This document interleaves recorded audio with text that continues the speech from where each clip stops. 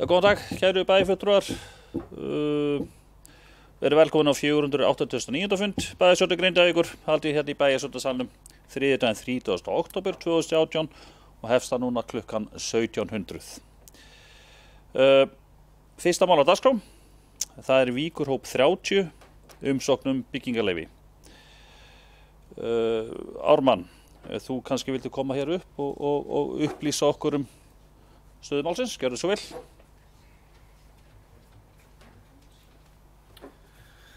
Ágæti forseti og aðrir bæjarfulltrúar. Hér erum við umsókn byggingarleyfi frá Grindinni og Jón hefur kannski hendur upp fyrir mig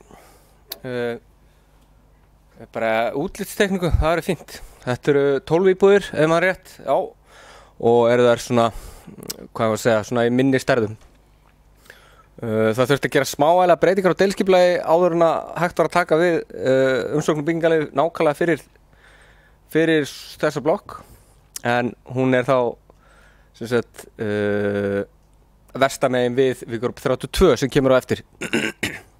Það var eins með hana að eftir að gera smávægilega breytingar á deiliskipulagi og því er lokið og þessi blokk eða fjölbýlishúsið er upp á 3 hæðir og sem var nú alltaf í deiliskipulaginu, einu breytingar sem þurfti að gera voru á lóðunum og jústera til byggingar. Það eru eitthvað spurningar, þá bara endilega skjótið.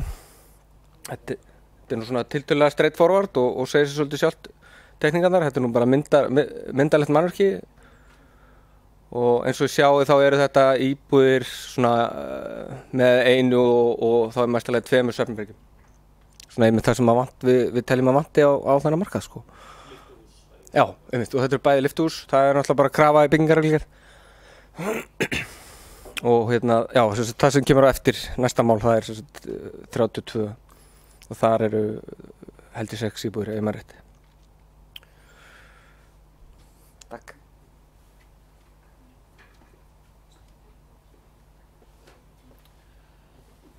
Já, takk fyrir þetta, Ármann. Einhverjar spurningar þetta mál? Skipulagsnefnd leggur til við bæjarstjórnar við þetta sé áfram verið samþykkt, þannig ég legg þetta bara undir atkvæðagreiðslu, þeir sem eru samþykkið þessu og það eru 7 atkvæði gegn engu. Annað mál, keimlíkt, Víkurhóp 32, umsókn byggingarleyfi. Ármann, gjörðu svo vel aftur.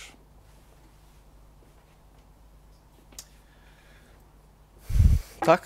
Þetta er þá húsið sem er austamegin við 30 og það er einnig Grindin sem sækir byggingarleyfi. Munurinn á þessari er að hún er aðeins minni og hún er á 2 hæðum.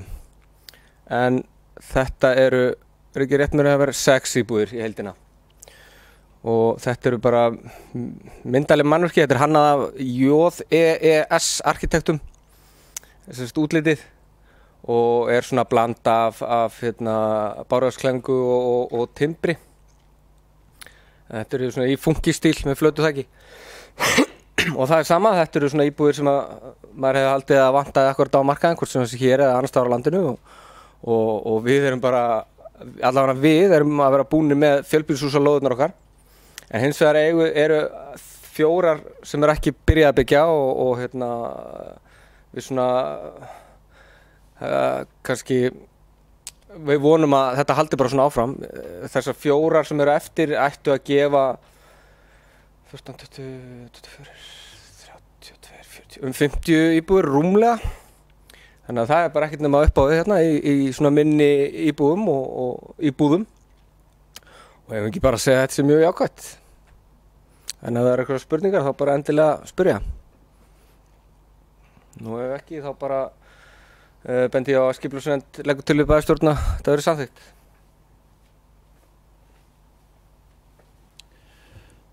Já, takk fyrir þetta, Ármann. Og það er engar spurningar þetta mál.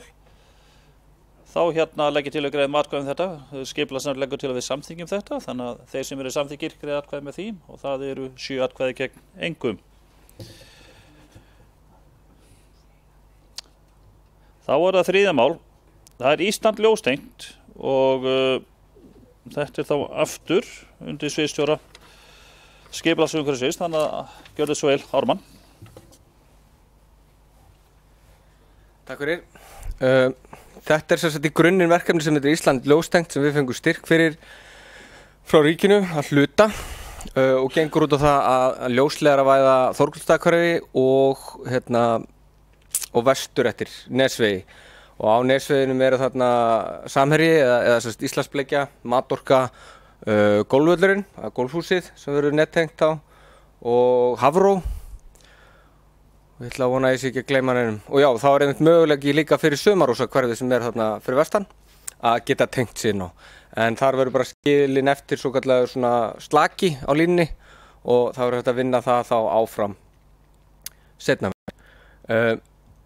Verktakinn af þessu verkefni er þjótandi og það komu upp hugmyndir í skipulagsnefnd og frá bæjarfulltrúum að hvort það væri ekki ráð að leggja vatnslögn með þessari framkvæmd vegna þess að það er þá gert með sömu vél.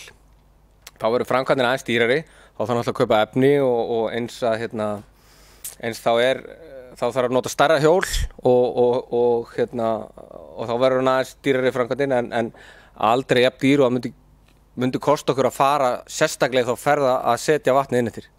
Ég teka fram að þetta er 90 mm lögn sem að fæðir ekkert annað en bara vaska og þetta nauðsynlega. Já, þetta er neysluvatn, já. Þetta er ekki til framleiðslu eða bara liggu í klósettin. Við myndum nota borvatn bara þessuna í klósettvatnið en það er svona nánast skylda að vera með hreint vatn á vinnustöðum og við höfum svolítið kannski gegnum árin bara ekki sinnt þessu, við eigum að skaffa hreint vatn og með þessu þá náum við að sinna því hlutverki okkar sem að þetta er náttúrulega það er lögboðið að við veitum ferskt vatn en ég ítreka það að þetta er ekki fyrir framleiðsluna, framleiðslan nýtir borhóluvatn inn á hverri lóð fyrir sig, Hafró, Matorka og eins Samherji. En það er kannski verra að það komið salt í kaffið og bara neysluvatni sjálft kranana og þetta er nánast krafa frá vinnueftirlitinu og heilbrigðiseftirliti að það sé hreint vatn á öllum vinnustöðum. Þannig að þetta er 35,5 milljónir sem þurfti að bæta við verkefni til þess að geta keypt á lögnina. Þetta 5 km lengt og ef þetta hefur verið gert með hefðbundnum aðferðum, þar að segja grafa skurð, þá myndi þessi framkvæmd hlaupa á 100 milljón pluss eða þá að plæja hana niður sérstaklega í sérstakri framkvæmd en þá myndi það vera svona það bil 60 milljónir. Við erum að óska hérna eftir viðauka við framkvæmdir í heild og þá í framhaldi myndi ég semja við verktakann að koma þessu fyrir. Þetta er nefnilega svona 2 km kafli er klöpp og hefði þurft að fleyga sem er rándýrt sérstaklega fyrir 2 km en með vélinni þá getur hann saga niður klöppina og úr verður duft sem að virka þá eins og sandur í venjulegri, þegar þú leggur venjulega vatnslögn þá hefur alltaf sand undir og svo kemur vatnslögnin. Þannig að þetta er í rauninni bara, tækninni hefur fleygt fram. Þannig að ef það er eitthvað spurningar þá bara, við erum sérst búin að ljósleiðaravæða, við erum búin að leggja ljósleiðarann í Þórkullsstaðahverfið og tengja inn á allt nema 3 hús og við munum þá setja í gang að opna fyrir tengingarna mjög fljótlega í Þórkullsstaðahverfinu. En það myndi þá fyrir fyrirtækin þarna á leiðinni vestur eftir, það myndi ekki tengja inn á þau fyrir bara inn í desember. Það er áætlað að þessi framkvæmd klárist þá og þá myndum við kalla eftir styrknum og eins rukka fyrir inntökin vestamegin, fyrirtækin. Við erum búin að, það er ekki búið að taka ákvörðun hvort það er að rukka einstaklinga eða lögaðila. Takk.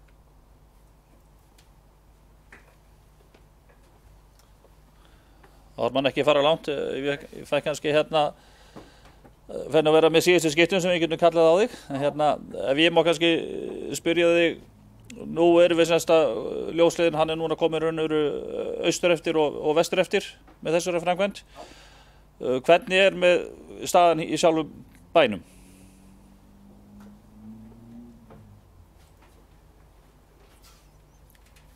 Ég myndi bara segja að staðan í bænum sé ekki sérstaklega góð og þá sérstaklega með höfuðborgarsvæði. Höfuðborgarsvæði þar á sér stað mikil offjárfesting. Þar verið að tengja oft 2 strengi inn í húsin og þá verið að grafa fyrir þeim báðum á sitthvorum tímanum.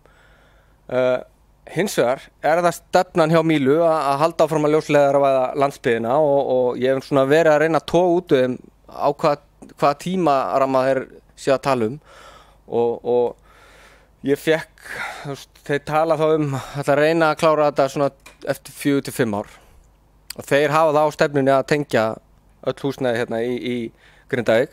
Hins vegar eru 9 hverfin okkar, öll hús sem eru byggð eftir 2014 eru með ljósleiðara. Núna erum við með svokallaða ljósnet sem að virka þá þannig að það ljósleiðari og svo síðustu 100 metrana og inn í hús kopar. Þannig að það flöskuhálsinn. Flöskuhálsinn koparinn en þetta á að gefa samkvæmt þeim 80 til 100 megabætur á sekundu og þá í þessari tengingu búið að taka frá 12 megabæt fyrir sjónvarpið sérstaklega. Þið vitið þeir eru með eins og með voddið og rúf og allt það. Þannig að heimilisnotkunnin ef þú ert með marga iPada eða Netflix eða eitthvað á iPadunum í heima þér, þá alltaf tekin frá 12 megabæt fyrir sjónvarpið. En ég myndi segja ekki helmingurinn í Grindavík tengdur, svo örugglega kannski 30%. Og það bara, ég hvet bara bæjarfulltrúa til þess að pressa á símafyrirtækin og kannski ekkert endilega Mílu þó að kerfið sko í meiri hluta eigu Mílu og þeir eru með allt stóðkerfið. Það svona tala ég það, þetta náttúrulega einkaaðili þannig að við erum ekkert að mismuna þar á milli en þessar upplýsingar fékk ég á Mílu og ég hveti ykkur bæjarfulltrúa og aðra bara að pressa á þessi fyrirtæki til þess að reyna kannski að komast aðeins fram fyrir röðina. Þetta mjög mikilvægt fyrir bæjarbúa og eins fyrir fyrirtækin sko. Takk.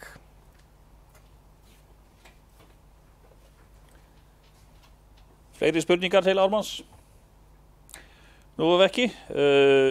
Bæjar leggur til við bæjarstjórn að samþykkja viðaukann við fjárhagsáætlun 2017 á fjárhæð 35,5 milljón sem fjármagna verði með ónýttri fjárheimild annarra framkvæmda og þeir sem eru því samþykkir greiðum atkvæði. Það eru 7 atkvæði með gegn engu. 4. mál. Ljósastaurar, hópsögur. Ármann, gjörðu svo vel.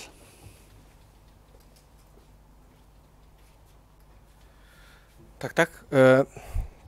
Þetta, eftir að starfsemi við Hópsveg, eða þá Austurveg 26B sem eru Harborview gistiheimilin, eftir að umferðin þessa götu hefur aukist, þá hafa menn átt sig á því að það engin lýsing á þessari götu, þessum götu spotta frá tjaldsvæðinu og niður á Seljabót og það líst okkur ekki á, þannig að við erum óskætt viðauka við fjárhagsáætlun til þess að fara í þá framkvæmd. Þetta eru 2,8 milljónir, 3 milljónir, sem svolítið dýrt fyrir 3 ljósstaura, alveg klárlega, en það ekki til staðar. Það engir strengir og engir staurar og það þarf að sarga hérna upp götuna og gera skurð alveg niður götuna og kaupa nýja ljósastaura. Þess vegna þetta svona dýrt. Ég meina, ef við ætlaði að skipta út einu ljósstaur, það væri kannski 100-150 skall. En það ekkert stóðkerfi til staðar. Þá þarf að setja það alveg upp bara frá A til Ö. Og það fylgir svo frekar ítaleg kostnaðaráætlun. Og ég sá fyrir mér að reyna að drífa þetta bara fyrir myrkrið þar sem ef þetta verður samþykkt. Og ég vonast til þess að ég að binda vonur það að 3 staurar dugi með svona nýrri LED-tækni og þá ætti það alveg að vera ganga upp sko. Þeir hjá Harborview að vinna í lýsingu innan lóðar, það náttúrulega bílastæði þeirra innan lóðar og allt þannig, við værum ekkert að fara að lýsa það upp, við værum bara að lýsa upp götuna og gangstíðin. Guðmundur? Spurning, hvorum megin götunar kemur lýsingin? Herru, við erum bara ekki búin að ákveða það. Ekki gangstétt á Austafirði? Jú, rétt. Það ekki eðlilegra? Það eðlilegra rétt. Takk.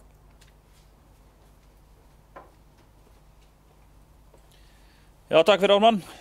Ég bara legg til að við strax í atkvæðagreiðslu með þetta mál, þeir sem eru samþykkið því að fara í þessa framkvæmd og við ekki upp að 3 milljón króna greiði því atkvæði. Það 7 atkvæði gegn engu. Og 5. mál, eldvörp umsögnum framkvæmdaleyfi fyrir rannsóknarboranir og væntanlega ég að kalla Ármann í síðasta sinn. Gjörðu svo vel. Takk fyrir, já, varðandi það síðasta skipti þá kannski vil ég nota tækifærið og ef ég verið kannski kallar upp á eftir, ég veit ekki.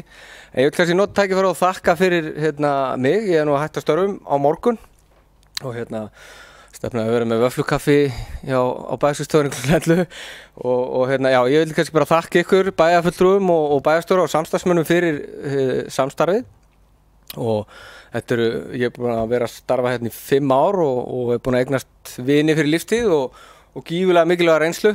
Ég fer nú ekki langt, ég mun áfram búa sjálfsögðu í þessum æðislega bæ og stefna að halda því áfram. Takk öllum.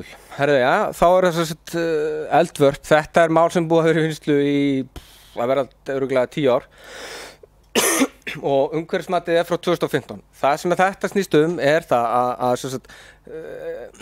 eftir aðalskipulagsbreytinguna, deiliskipulagið og umhverfismatið að þá fá þeir framkvæmdaleyfi og í framkvæmdaleyfinu þarf að taka fram framkvæmdatímann og þeir gerðu það en hann runnin út. Hins vegar framkvæmdin byrjuð. Það segir í reglugerð framkvæmdaleyfi að ef að framkvæmdir hafa ekki hafist innan árs þá fellur framkvæmdaleyfi úr gildi. Það ekki raunin. Þeir eru byrjaðar á framkvæmdinni, bortegum og styrkingu á veginum en samt framkvæmdaleyfi runnið út en á sín tíma þegar framkvæmdaleyfi var auglýst, það er náttúrulega skylda að auglýsa opinberlega öll framkvæmdaleyfi sem eru háð mat á umhverfisáhrifum að þá kom enga kærurinn og í ljósi þess að umhverfismat gildir í 10 ár að þá metur skipulagsnefnd það svo að okkur sé óhætt að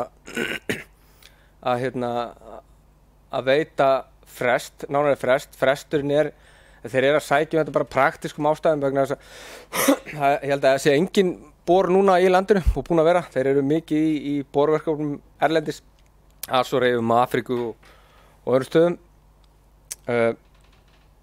Og ég sé ekkert því til fyrirstöðu og það hefur ekkert breyst síðan að við veittum framkvæmdaleyfi fyrst. Sé ekkert því til fyrirstöðu að bara veita áframhaldandi framkvæmdaleyfi fyrir þennan tíma og það ekkert því til fyrirstöðu. Það verður eitthvað spurningar þá.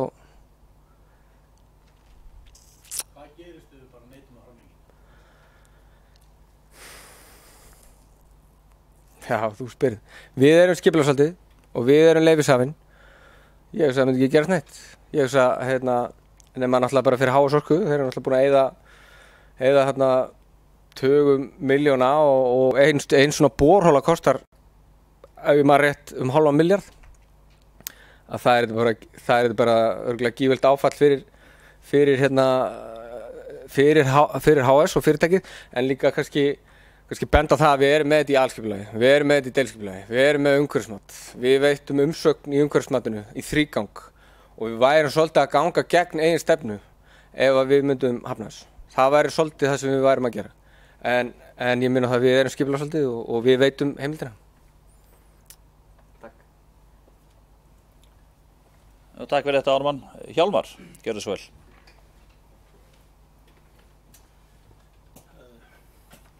Forseti, ágætu bæjarfulltrúar. Ef það er rétt skilja á mér, Ármann, þetta er austamegin við svokölluð eldvörp. Þessi pallur sem er búið að smíða, ég er búinn að sjá hann. Já, ekki segja norðamegin? Já, eða norðamegin, austan-norðamegin við, já. En svo fara ekki á milli mála, því að við erum alltaf að tala þessa palla við eldvörpin. Þetta er ekkert inn á gígaröðinni. Það er hóla sem er næst gígaröðinni, sem er næst eldvörpunum. Hún er óvirk í dag, allavega var ekki verið að tappa af henni, það var ekki verið að vinna í henni. En þar er heilmikill pallur alveg við, En þessi er svona einhverja svona 500-600 metra frá á Brunnurhrauni. Þannig að við séum alveg meðvituð að það er ekki verið að fara inn á beint eldvarpasvæði sem er svona, við teljum öll og viðurkennum eru svona mjög sérstakar og eru náttúrulega minjar. Þannig að það sé bara á beinu hér.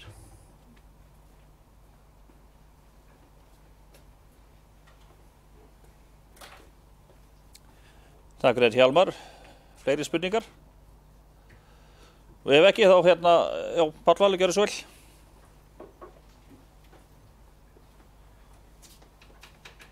Forseti og aðri fundamenn, maður hefur svolítið áhuga á þessu máli, eða svona, maður alltaf að velta þessu fyrir sér.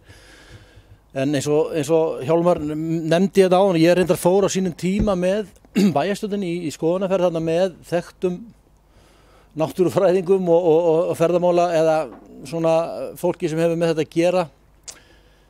Hann Ármann, hvað heitir hann, Ármann Smári og fleiri, Sigrún Franklín sem þekkja þetta svæði út og suður og náttúrulega það sem að vera svona garantera það yrði ekki farin eitt inn á gígaröðina inn á það svæði og eins og Hjálmar nefnir sko, að þá það ekki gert vegna þetta á svona svæði sem brennt raun og búið að vera að vinna við þetta áður. En það sem að kannski við bara pössum upp á, ég held að sé nú kannski þannig að það sé ekki verið að fara inn, þetta náttúrulega ótrúlega náttúruminjar sem eru eldvörpin, að það eru einstakar á heimsvísu að segja menn sem að hafa vita á því sko, ég hef ekkert vita á því. En það náttúrulega ótrúlega gaman að koma og skoða þetta, þetta mjög merkilegt svæði. Mér finnst reyndar, þegar verið að tala nýtingu náttúruauðlinda eins og hér og annað, þá finnst mér það svolítið svona, það eitthvað svona fallegt við það að samræma nýtingu á þessu og vera svo líka kannski með náttúruminjarnar eins og við sjáum hvernig út á Reykjanesi og annars staðar, en bara gæta mjög vel að því vegna þess að þetta ferðamannastraumurinn og ferðamannaiðnaðurinn sá iðnaður sem hefur vaxið hvað örast á Íslandi og Reykjanesi náttúrulega algjör gullkista fyrir fólk að koma og skoða. Og ég man eftir því þegar ég fór í þessa ferð með Sigrúnu Franklín og Ármanni Smára að þá sögðu þau að það eru 3-4 milljónir ferðamanna sem heimsækja skosku hálundin, en það að labba í gegnum hraunin fyrir ofan Sundvörðurhraun og í gegnum eldvörpin og þessa stíga sem eru í kringum Grindavík, það væri helmingi áhugaverðara heldur nokkuð tíman skosku hálundin. Og ef við erum að velta fyrir okkur, sko, við erum nú nýtekið til starfa stórt hótel og möguleikar okkar til ferðaþjónustu og uppbyggingar á henni alveg gríðarlega miklir. Þess vegna verðum við kannski svona að hafa bara mjög vel í huga að vera vakandi fyrir því, að hlusta á raddir þeirra sem eru á móti þessu og bara vera með það alveg á hreinu að sé ekki vera að fara lengra heldur en gef ekki of mikið eftir. Það það sem ég að segja og vegna þess að þetta eru einstaka náttúruminjar.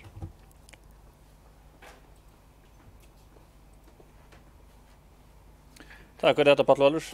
Ármann, gjörðu svo vel.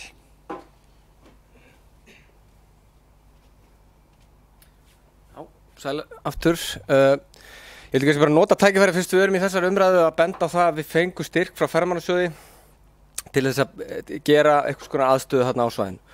Og eru nú með hönnuði frá landmótun sem að við erum verið að kortleggja þetta og þá til þess að bæði stýra ferðamönnum og eins til þess að varna því að raskið eftir ferðamenn kannski, ég veit nú ekki hvort það gangi tilbaka, en það allavega stoppi og verði bara á ákveðnum stöðum.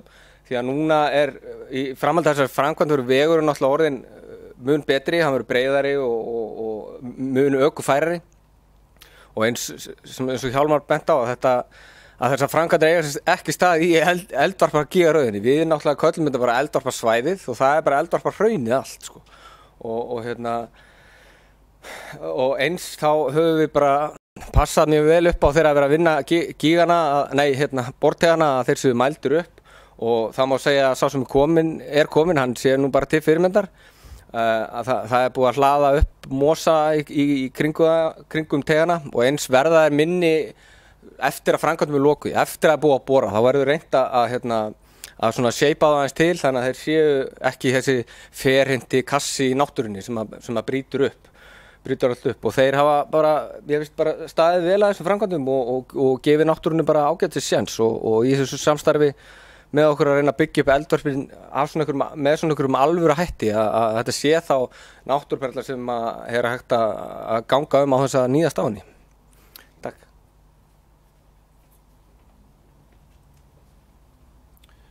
Takk fyrir Ármann. Fleiri spurningar? Guðmundur, gjörðu svo vel.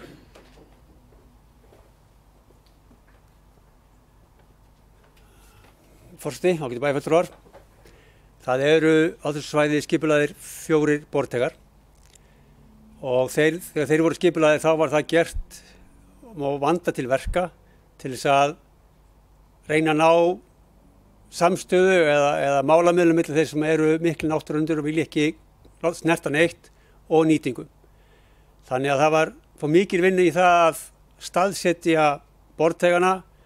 Það var ekki farið að óskum alltaf á þess orku heldur hvar henta tegundin best með landslægi og með við gígana sjálfa. Það eru 3 bortegar á austanverðu og svo 1 á vestanverðu við Eldvörpin. Svæðið náttúrulega hverfisverndað, þannig að þarna má ekkert vera annað heldur en bor, teigar og hólur fyrir nýtingu jarðvarma og mögulega virkjun þó svo við sem að reyna að beina henni annað. Það sem við þurfum að passa líka og mjög gott hjá Ármanni að fá styrk í það er að gera svæðið þannig að gert að það sé hægt að taka við ferðafólki. Þannig að það sé ekki eins og í dag að ferðamaðurinn fer hann út allt og raun og veru brýtur svæðið niður bara með ágangi. Það jafn slæmt eins og iðnaðarsvæði.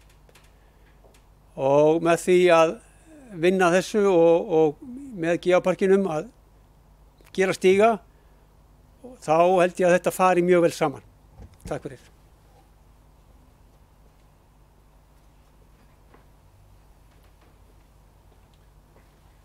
Takk fyrir Guðmundur. Fleiri sem vilja taka til máls? Þá var hann kannski greiðum atkvæði. Ármann, þá bara þökkum við kærlega fyrir samstarfið og óskum þér góðs gengis í nýjum verkefnum. Takk fyrir.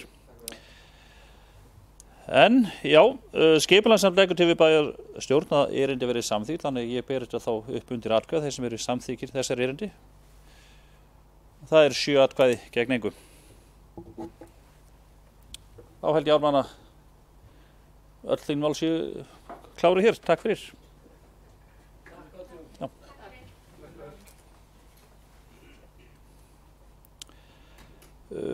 Þá komin að 7. máli. Það fjárhagsárlög 2019 til 2022, Grindavíkurbær og stofnanir. Er einhverjir sem vilja taka til máls þar? Forseti mun leggur til að áætlunin verði vísað til síðar umræðu í bæjarstjórn 27. nóvember næstkomandi en orðið laust. Ef ekki, þá bara leggið undir atkvæði að vísa þessu til næstu umræðu 27. nóvember, þeir sem eru samþykkið því. Það 7 atkvæði gegn engu. 7. mál, afrekssjóður óskum viðauka fyrir árið 2018. Bæjarráð leggur til við bæjarstjórn að samþykkja viðauka í fjárhagsárlög 2018 að fjárhæð 250.000 krónur og hann verið fjármagnaður með lækkun og handbæru fé. Þið kannski þekkið að það var úthlutað úr afrekssjóðnum og við kannski búum svo vel í Grindavík að áttum fjölmarga afrekksmenn á þessu ári og fólk í landsliðum og hérna höfum við reynt að styrkja þessa einstaklinga og hérna vantar 250.000 krónur í sjóðinn og hérna bæjarstjórn leggur til að það verið samþykkt, þannig þeir sem eru samþykkuð þessari 250.000 krónur viðauka réttu þá upp hönd og það 7 atkvæði gegn engu.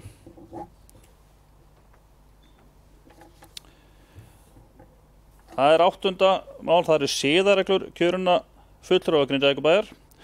Núgildandi siðareglur kjörinna fulltrúa Grindavíkurbæjar voru lagðar fyrir á fundi nr. 1494 hjá bæjarráði. Bæjarráð taldi ekki þurfa að gera breytingar á ákvæðum reglana og vísaði þeim til samþykktir í bæjarstjórn en forseti ætlar að fá að lesa upp siðareglunar, þannig að hérna tekur kannski 2-3 mínútur. Siðareglur kjörinna fulltrúa Grindavíkurbæjar, markmið og gildissvið. Markmið þessara regla að skilgreina það hátterni sem kjörnir fulltrúa vilja sýna af sér við störf sín fyrir hönd Grindavíkurbæjar.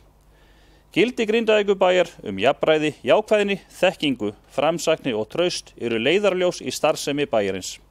Með kjörnum fulltrúum átt við bæjarfulltrúa sem og alla aðra sem kjörnir eru til setu í nefndum og ráðum á vegum Grindavíkurbæjar. Starfsskyldur kjörnir fulltrúa Grindavíkurbæjar gegna störfum sínum af ábyrgð, alúð og samviskusemi fyrir opnum tjöldum og gæta hagsmuna Grindavíkurbæjar og almannahagsmuna. Í störfum sínum eru kjörnir fulltrúar bundnir af lögum, reglum, samþykktum Grindavíkurbæjar sem og sannfæringu sinni. Kjörnir fulltrúar hafa ávallt í heiðri grundvallarreglur góðra stjórnsýslu í störfum sínum og leitast við að framkvæma ekki það sem getur dregið úr trausti á þeim ákvörðum sem teknar eru. Kjörnir fulltrúar forðast að hafa nokkuð það sem að þeim til vanvirðu og álitssnekkis eða sem getur dregið úr trausti á þeim störfum sem þeir sinna fyrir Grindavíkurbæ.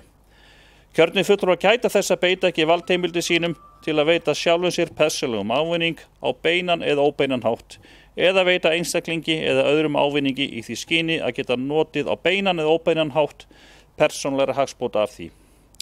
Kjörnir fulltrúar Grindavíkurbæjar upplýsa íbúa Grindavíkurbæjar framkvæmd starfa sinna og atriði sem skipta máli í rekstri bæjarins eins og kostur Þeir eru ávallt reiðubúnir að axla ábyrgð á störfum sínum. Valdmörk og eftirlit.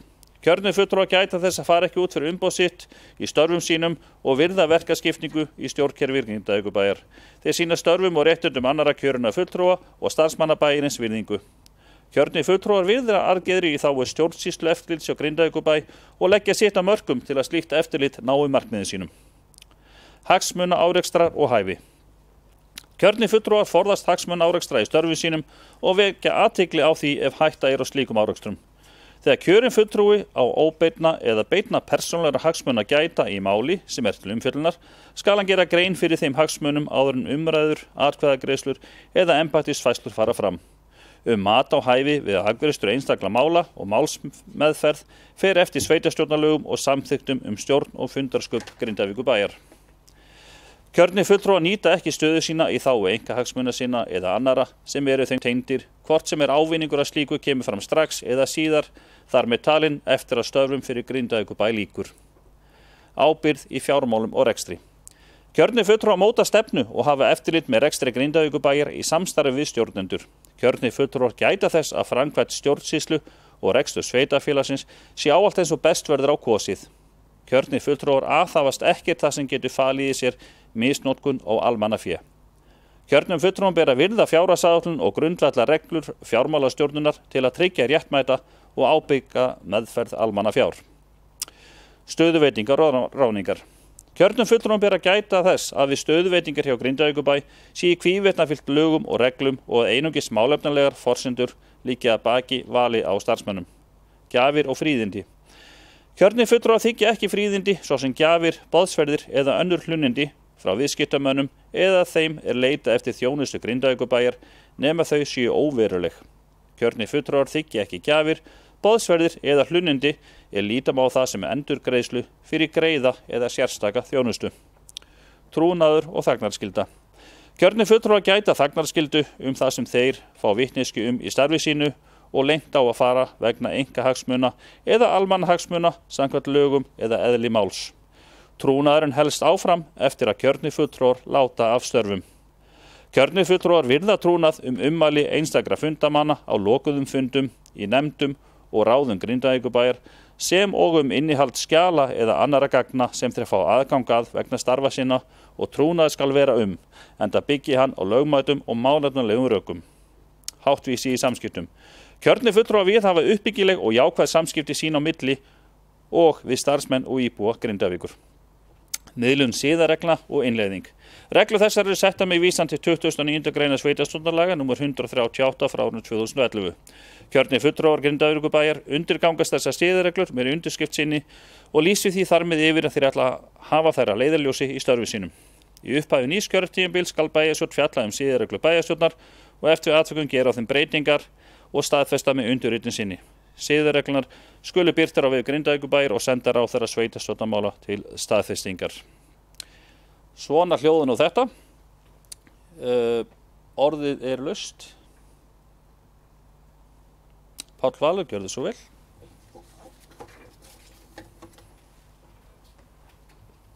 Rósti og aðri fundamenn, ég bara gleðst yfir því og fagna því að við skulum vera að taka þetta mál fyrir. Þetta er náttúrulega eitthvað sem á alltaf að gera og að það er að samþykkja siðareglur í bæjarstjórn og mér finnst að þetta er rosalega góður leiðarvísir fyrir okkur að vinna eftir og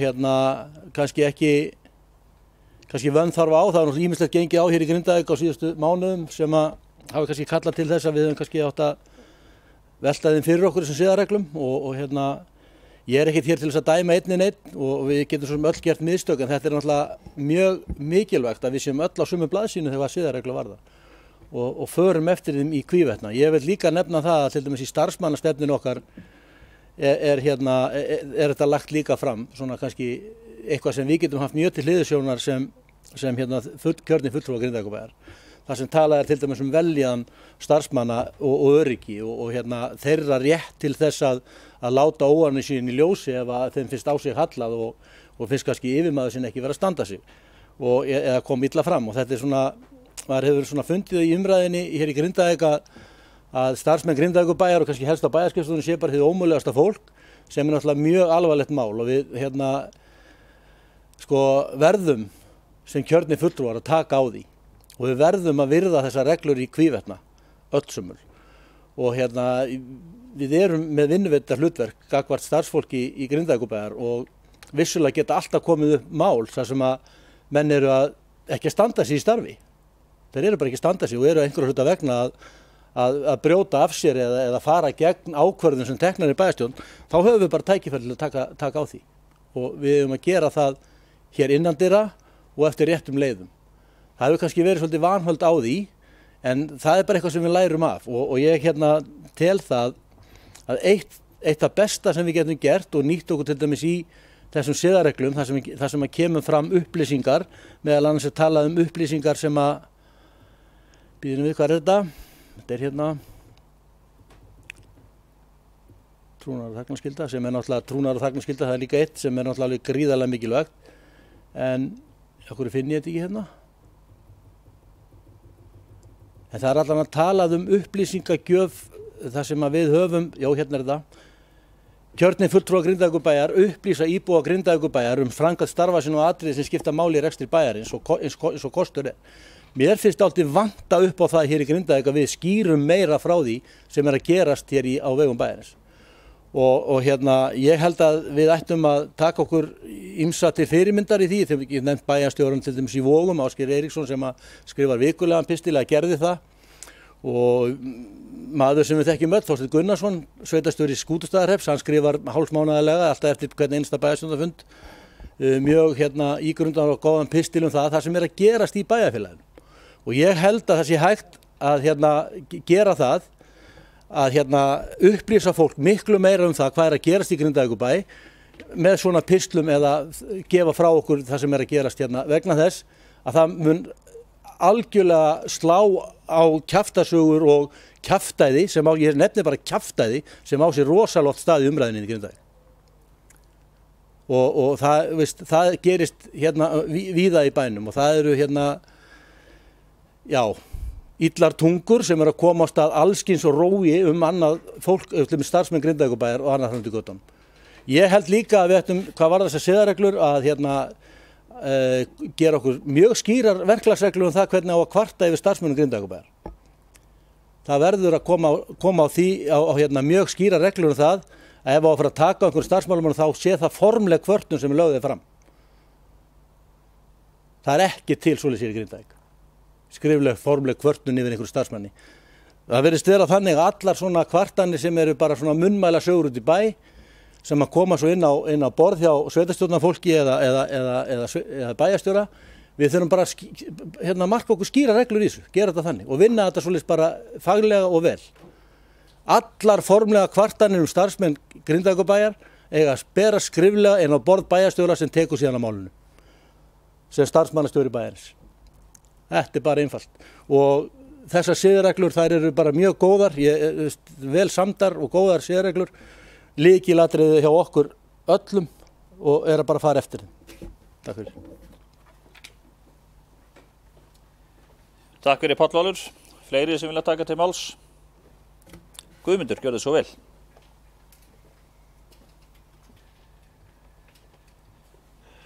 Forseti, ágætu bæjarfulltrúar. Það sem ég hef verið að gera er náttúrulega það sem á að gera er að fara yfir siðareglunar eftir hverja bæjarstjórnarkosningar. En út af þessum orðum sem Páll talaði kvartanir þá er það þannig að það er næsti yfirmaður starfsmanns sem að fer yfir kvartanir, ekki bæjarstjóri. Það er næsti yfirmaður viðkomandi starfsmanns. Ef að berst kvörtun sem að er þannig gerð að hún telst réttmætt. Bæjarstjóri skiptir sér ekki öllum kvörtunum sem berast. Það er næsti yfirmaður. Þannig er það. Takk fyrir.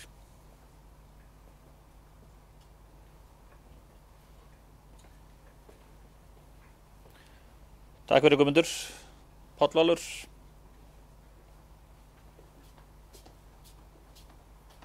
Forseti, og það er fundamenn, já, það var kannski gott að Guðmundur nefndi það að næsti yfirmaður sem þá kannski sviðstjóri sviðsins sem tekur á þessu máli, en við fórum á námskeið fyrir sveitarstjórnarfólk daginn þar sem ég bar fram þessa spurningu hver það væri sem ætti að taka á málefnum sem gætu kannski leitt til áminningar eða væru vandamál með starfsmenn. Og það voru skýrt frá þeim sem voru þarna frá meðal annars lögfræðingur samband sveitarfélaga og íslenska sveitarfélaga. Það var alltaf bæjarstjórinn, hann er starfsmannastjóri bæjarins og fer með málefni starfsmanna og það er aðeins hann og hann einn sem getur veitt áminningar. Það á að vera í hans hlut. Þetta er þær upplýsingar sem ég hef frá fyrstu hendi frá samband íslenska sveitarfélaga. En það getur svo sem vel verið að ef að berast kvartanum einhver starfsmann, það er komið fyrst inn til sviðstjóra sem kemur eins og álegast í bæjarstjóra sem tekur á því.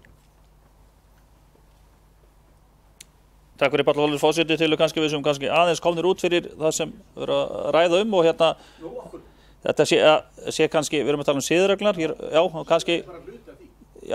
kannski, en ég til þess að þetta sé kannski sérmál í forseti allan til það. Í siðareglunum er talað upplýsingar.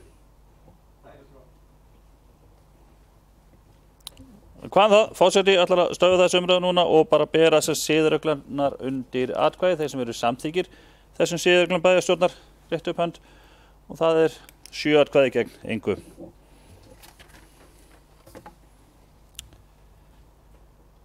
Þá erum við komin í 9. mál, það eru lögmælt verkefni sveitarfélaga og fyrir mér kannski sem nýliði í þessu þá er þetta nú býsna athyglisvert og sýnir bara hvað það er gríðarlega víðfemt málefni sem að sveitarfélagin eru með í dag.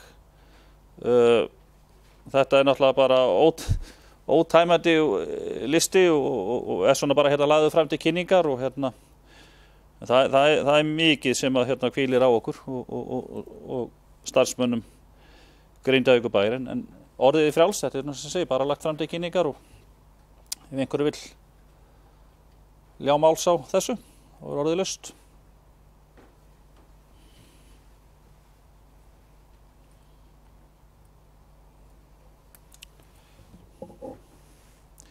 Já, þá er búið að leggja þessi skýrsla lögð fram til kynningar og þá skellum við okkur í 10. mál veiðigjöld.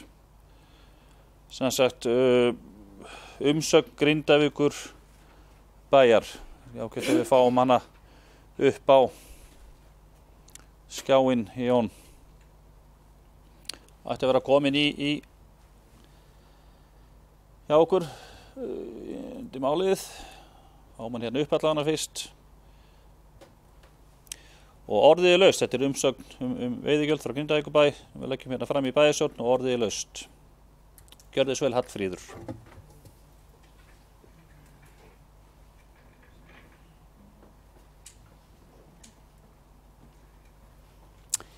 Kæri forseti og aðrir nefndamenn, ég fagna því að við skulum hafa skilað af okkur eða ætlum að skila af okkur umsögn því að þetta er sjávarútvegurinn er gríðarlega mikilvægur fyrir okkur Grindvíkinga og við megum ekki sofna á verðinu hvað það varðar.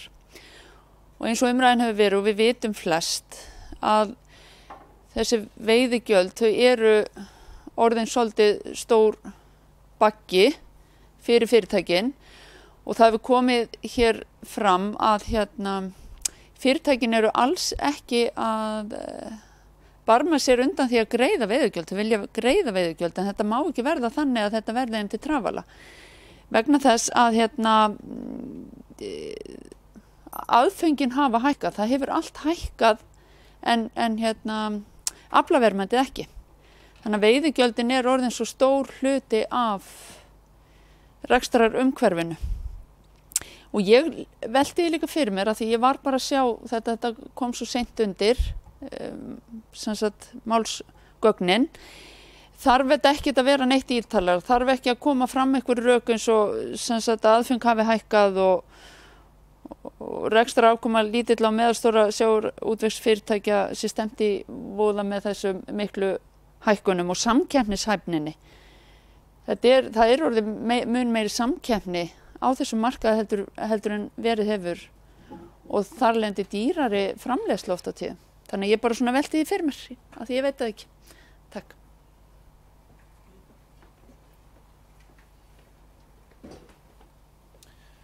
Já, takk fyrir Hallfríður. Hjálmar, gjörðu svo vel.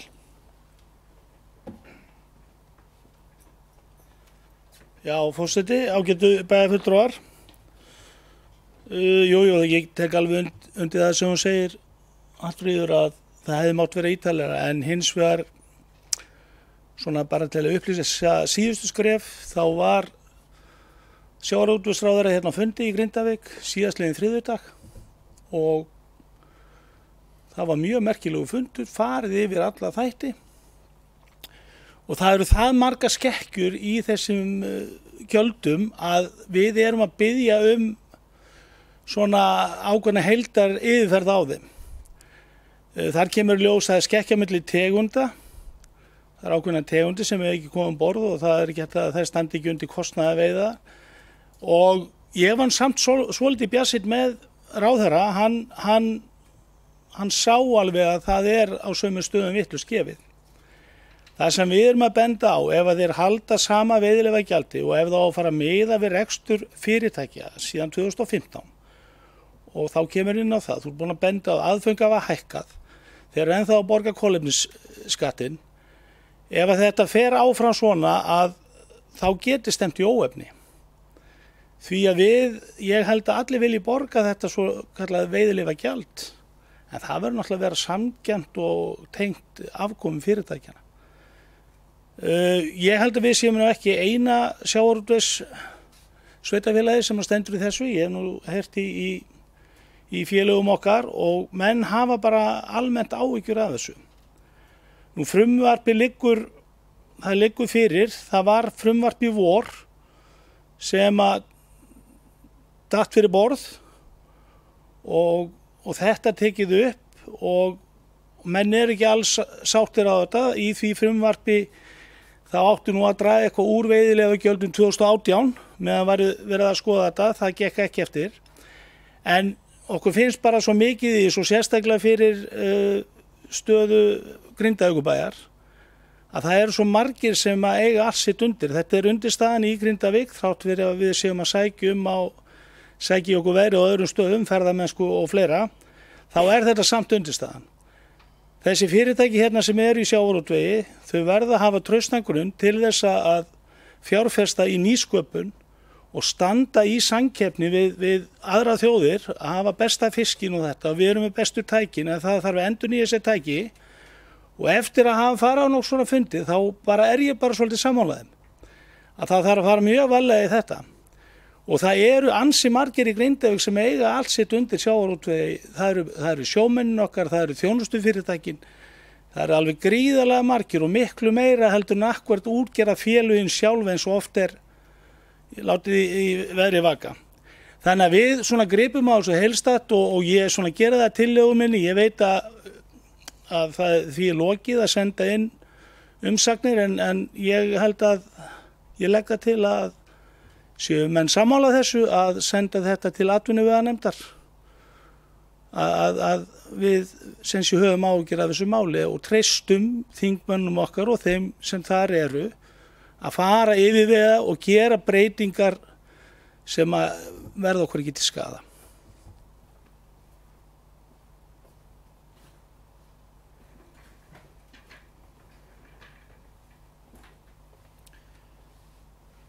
Takk fyrir þetta Hjálmar. Forseti vill bara fá að taka undir þín orð, en Helga Dís, gjörðu svo vel.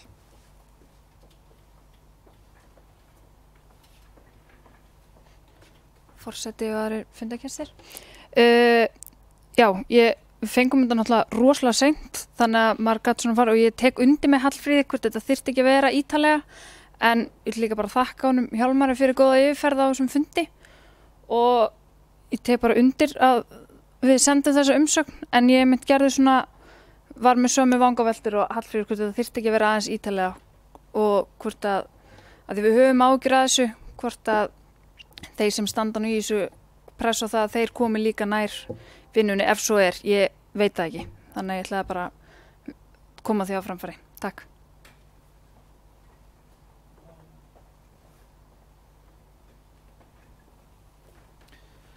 Takk fyrir Helgadís.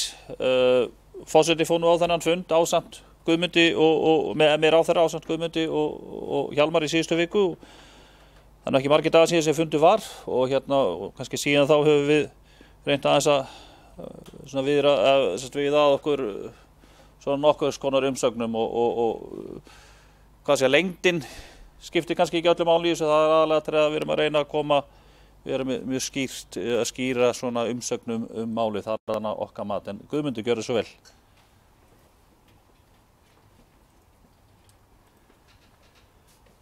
Forseti, ágætu bæjarfulltrúar. Jú, ég fór á þessu kynningu hjá ráðherra og ef að rétt reynist, svo við ætlum ekki að rengja hann mikið, að þá þetta breyting og það sem er mjög góð breyting er það að hver fiskitegund fyrir sig verður tekin út og lögð sér veiðigjald á þá tegund. Þannig að það ekki allur heildarpotturinn. Og ég tel að það verði góð nýbreytni. Því að tala um það sem í dag ákveðin fiskitegundir sem bara borgar sig ekki að sækja því að það með kostnaði við heldur en að fá tekjur. Þannig að það góð nýbreytni. En með þess að ég heyri frá þeim útgerðarfólki sem að standa í sig hér hjá okkur að það enginn að mótmæla því að borga veiðigjöld. Það snýst ekki það, heldur hvað réttlátt veiðigjald og það getum endalaust rifist hvað réttlátt veiðigjald. Það mjög sérstakt að Grindvíkingar eða útgerðarfyrirtækin í Grindavík, ætla ég að segja, borga héðan 1,1 milljarð í veiðigjöld. Og það tæplega 10% af heildar veiðigjöldum landsins. Ég ekki að trúa því, og það rétt hjá mér, þó að ráðherra hafi ekki getað svarað því, að Grindavík ekki með tæp 10% tekna sjávarútvegsins í landinu. Þannig að það vitlaust gefið. Og ég held að þingmenn hafi gert sér grein fyrir því að það vitlaust gefið í álagningu veiðigjalda og með því að leggja veiðigjalda á hverja tegund fyrir sig, þá held ég að náist ákveðið réttlæti í álagningunni. En ég legg alveg til þess að ná samstöðu fyrir þá sem það vilja í þessu ályktun okkar, að við tökum bara stutt fundarhlé og skerpum á þessari greinargerð ef það vilja til. Takk.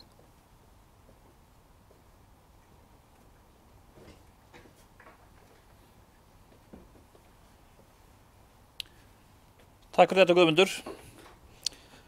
Það sjálfsagt að verða við því, held ég að það sé bara ágætis hugmynd og við skulum bara, já, Páll Valur, gjörðu svo vel.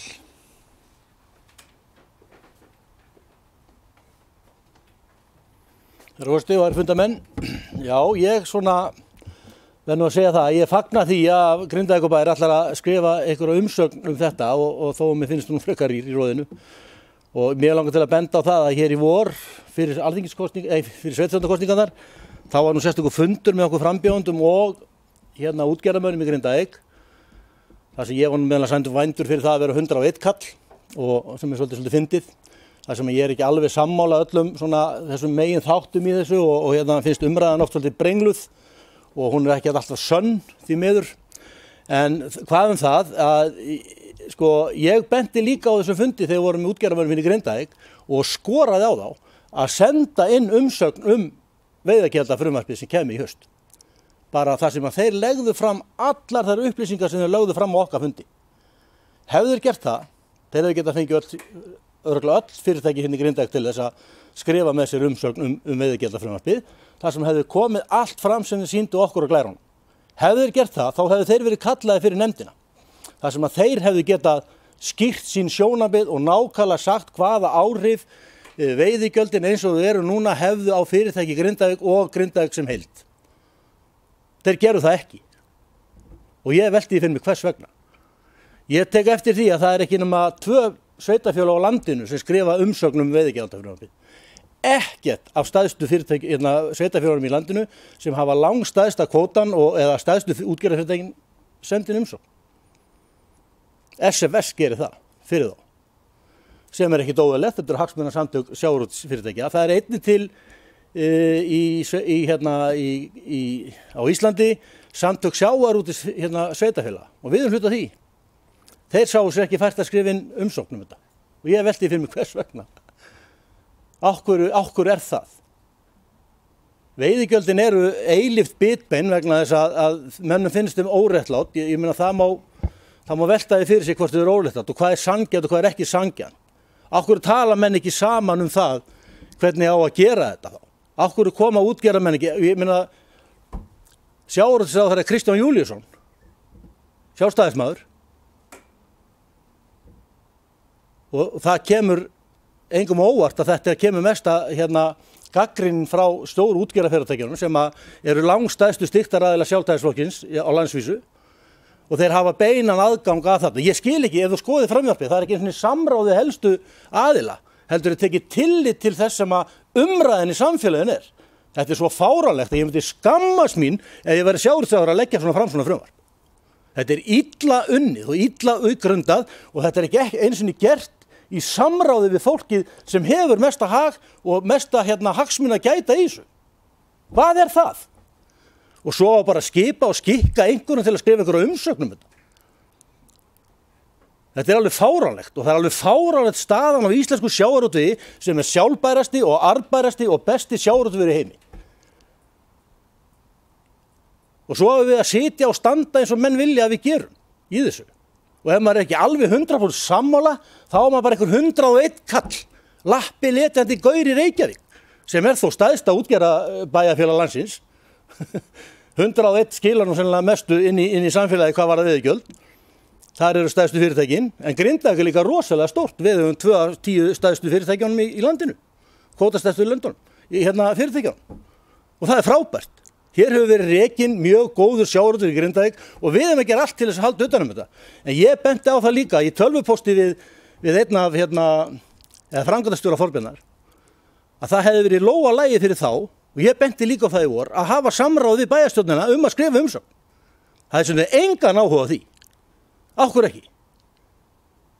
Svo núna, daginn sem á að skilin umsögn, þá fara að velta því fyrir sér að það sé nú skrítið að Grindavík skuli ekki skilin umsókn. Mér finnst það líka skrítið. En þeir hefðu allt sumarið til þess að undirbúa umsögn Grindavíkurbæjar og sjávarútvegsfyrirtæki í Grindavík. Og svo ætlum við að henda inn einhverju svona umsögn sem er ekki neitt. Og við nefnum ekki eins og í þessari umsögn að við viljum kannski leggja áherslu á það sem að samtök sjávarútvegsfélaga að leggja fram. Þeir segja, eina sem kemur frá þeim, þeir höfðu ekki haft tök á því að skilja umsókn, áhuginn er nú ekki meira en það, en þeir segja þó í 3. grein samþykkta hjá þeim, þá sé tilgangur samtakanna meðal sá að taka þátt í mótun reglna gjaldtöku vegna nýtingar sjávarauðlindarinnar og skiptinga á því gjaldi milli ríkis og sveitarfélaga, ásamt öðrum fjárhagslegum og umhverfislegum atriðum sem tengjast nýtingu sjávarauðlindarinnar. Ég myndi vilja taka það fram í þessari umsókn að það sveitarfélögin eigi að fá hluta af veiðigjöldum. Við erum að fóstra og þessi útgerðarfélög hér og sjá þeim fyrir hafnaraðstöð og öðru og þeir náttúrulega borga hafnagjöld og þeir borga sína skatt og skyldur en við eigum, finnst mér, það er mín persónulega skoðun, fólk getur haft alla skoðun á þessu að vill, að við eigum að fá hluta af þessu veiðigjöldum. Hversu há, það veit ég ekki. En mér finnst það alveg fáránlegt að sveitarfélögin skuli ekki fá eitthvað hluta af þessu beint í sína sjóði. Og við höfum að taka það fram. En ég mun alveg samþykja þessa umsögn, ég reyndar 10 dagar síðan að rann út fresturinn og það er reyndar ekki búið að taka til umræði atvinnuveganefnd, þeir myndu örugglega taka hana inn, ég reikna fastlega með því.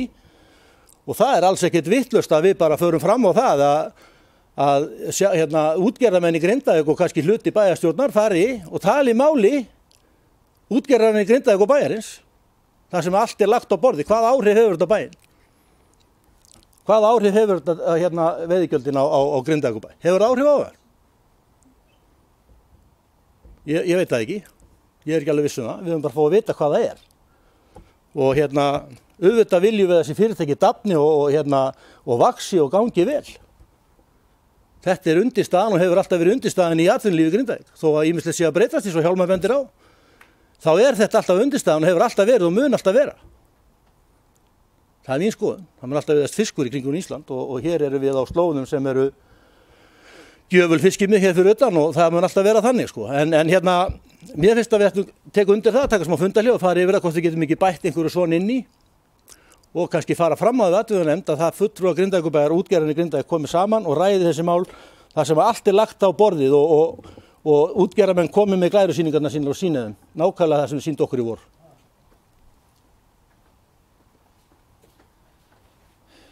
Takk fyrir þetta Páll Valur. Forseti vil kannski aðeins gefa sjálfins orðið hérna einu leyti að vissulega er rétt að Reykjavík er stærsti greiðandi með 1,8 milljarð en kannski ágætt að koma fram að hver íbúi í Reykjavík er að greiða 10.000 krónur í veiðigjöld meðan hver íbúi í Grindavík 355.000 krónur í veiðigjöld. Já.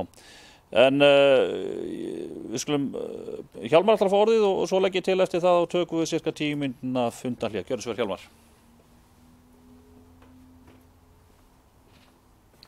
Forseti, ágætu bæjarfulltrúar. Hvort að þessi umsögn sé eitthvað lítil og taki ekki yfir allt, veiðileyfagjaldið ekkert einfalt mál. Allt og seint búin að hafa allt sumarið, það lá fyrir annað frumvarp því það var hent út á borðinu, það var búið að samþykkja það í málefnasamningi, það gekk ekki eftir. Hins vegar ef við komum að umræðinu því að hvort að við eigum nú ekki að fara að fá eitthvað út þessari hýtu. Ef ég fer að hugsa hagsmuni, þá hlýtur að vera hagsmunamál fyrir okkur í Grindavík að þessi sjávarútvegsfyrirtæki geti rekið sig og með nýsköpun og unnið áfram. Þá þurfum við ekki endilega að vera með puttan í þeirri buddu. Þetta er auðlindagjald, Páll. Þetta fer til landsins alls. Eiga þá Selfyssingar ekkert að fá. Við mögum ekki gleyma alveg svoleiðis, en þetta hefur svo sem verið í umræðinu að þetta kæmi til uppbyggingu innviða á þessum stöðum, en við höfum bara að hugsa þetta rökrétt. Ef að staðan er svo að það er farið að láta undan, veiðileyfagjöldin orðin það mikil að það dregur úr krafti þessara útgerða til nýsköpunar og endurnýjunar skip og fleira, við höfum aldrei sagt hér hversu mikið það ætti að vera. Hins vegar að því að þú ert að tala stóru fyrirtækin og litlu fyrirtækin, þá það ekki svo einfalt. Það eru nefnilega, það er mikill mismunur á uppsjávarafla og botnfiski. Það skekkja sem enginn getur útskýrt. Við erum svo sem bara, ég er ekki að taka upp flagg hérna fyrir útgerðarmenn eitt og sér. Ég geri það í krafti samfélagsins sem ég bý í. Ég veit alveg hvað stendur undir Grindavík. Þetta undirstaðan og ég get bara fallist á þessu sjónarmið að það þurfi að leiðrétta og laga þetta að nútímanum. Það snýst málið. Það ekkert öðruvísi.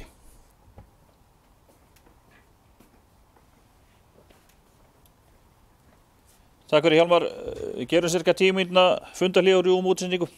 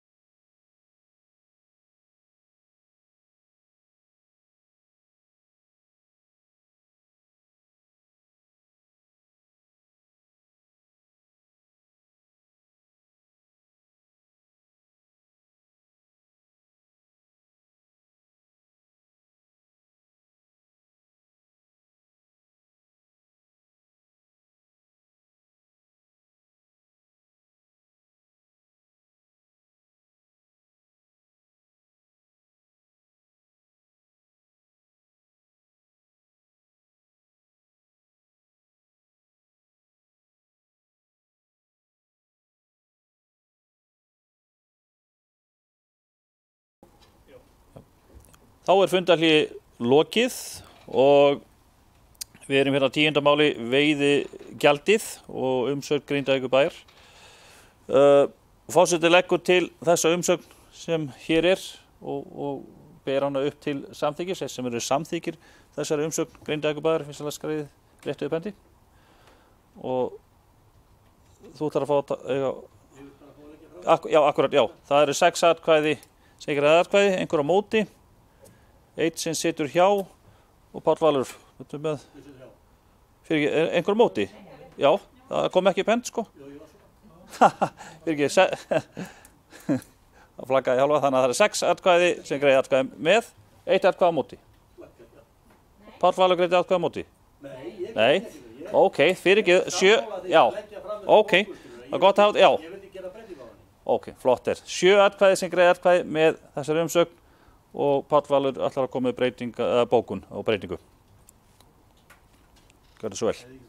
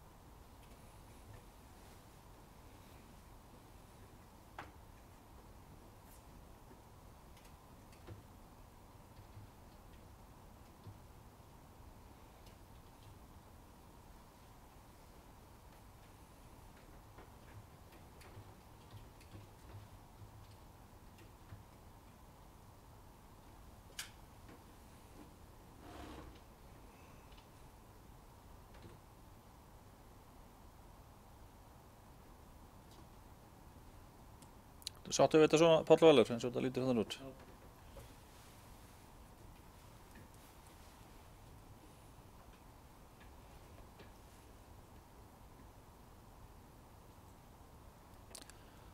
Já, þá getum við haldið áfram í næsta mál, 11. mál. Það kosningin nefndir samkvæmt B-lið 47. greinar samþykktunarstjórn Grindavíkurbæjar og fundarskjöp bæjarstjórnar. Það er skipting á varamanni í fræðslunefnd að Eva Björg Sigurðardóttir þarf að víkja sem varamaður í fræðslunefnd, farin að vinna hjá grunnskóla Grindavíkurbæjar og leggjum til að Arna Björg Rúnarsdóttir komi inn í hennar stað og þeir sem eru samþykkið því, það er með öllum atkvæðum.